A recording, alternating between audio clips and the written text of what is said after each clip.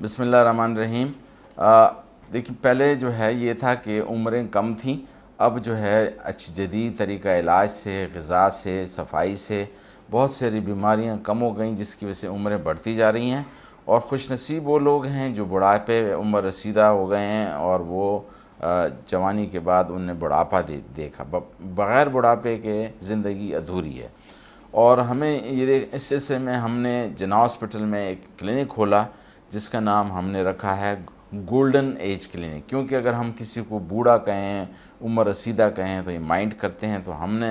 سوچا کہ یہ اولڈ از گولڈ، کیوں نہ ہم گولڈن ایج کلینک کھولیں۔ اور میں نے جو ایک کتاب جو ہے جو آکسفورڈ نے چھاپی ہے اس میں بھی اس کا تذکرہ کیا ہے، اور اس سلسلے میں ہم یہ چاہتے ہیں کہ پاکستان میں ہمارے ہاں ایمبولینس سسٹم ٹھیک نہیں ہے، انشورنس سسٹم ٹھیک نہیں ہے، اور پھر یہ ہے کہ ہاسپسز نہیں ہیں، تو لہٰذا ہم نے ایک ترتیب یہ پروگرام بنایا ہے کہ میموری فرسٹ ایڈ یو کے ساتھ مل کے، جو کہ کراچی پاکستان میں اس کا ڈائریکٹر ہوں، کہ جو بوڑھے لوگ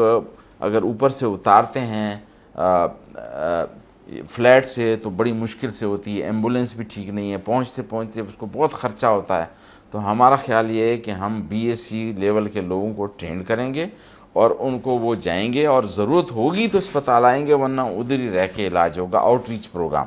تو اس سے بہت سارے پیسے بھی بچیں گے، اور جو لوگ 4-5 لوگ ساتھ آتے ہیں وہ بھی مسئلہ حل ہوگا، وہ بھی نہیں ہوگا ان کا، تو اس سے خرچہ بھی کم ہوگا اور کوالٹی کیئر بھی ہوگی۔ تو اس سلسلے میں ہم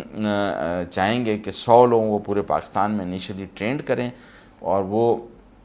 بڑی ڈیڈیکیٹڈ ہوں، صاف ستھری نیت سے ہوں، اور یہ سمجھیں کہ بوڑھے ہمارے اثاثہ ہیں، ہم پر اوبلیگیشن ہے کہ ان کی خیال رکھیں، ہم پر یہ ذمہ داری ہے کہ اپنے بوڑھوں کا خیال کریں، وہ گھر کے ستون ہیں۔ تو لہٰذا ہم یہ چاہیں گے کہ اس سلسلے میں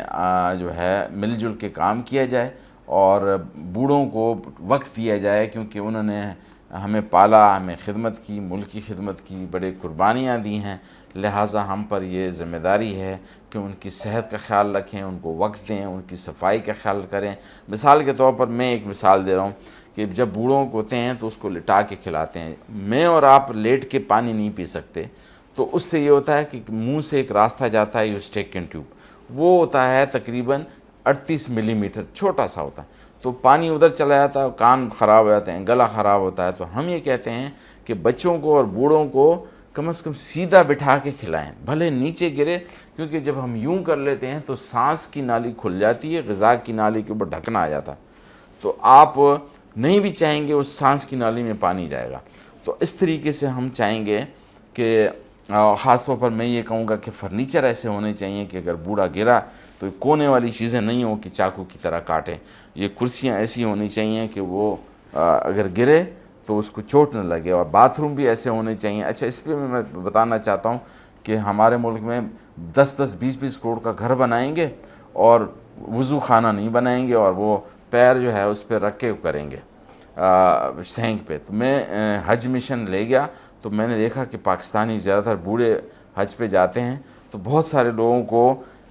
پیروں پہ چوٹ تھی اور یہ رانوں پہ چوٹ تھی۔ میں نے سوچا کہ کیوں ایسا ہے؟ وہ ایسا تھا کہ وہاں پہ بھی جو ہے وضو خانے تھے نہیں، لوگ جو ہے واش بیسن پہ پیر چڑھا کے کرتے تھے، وہ گر جاتا تھا پیر پہ،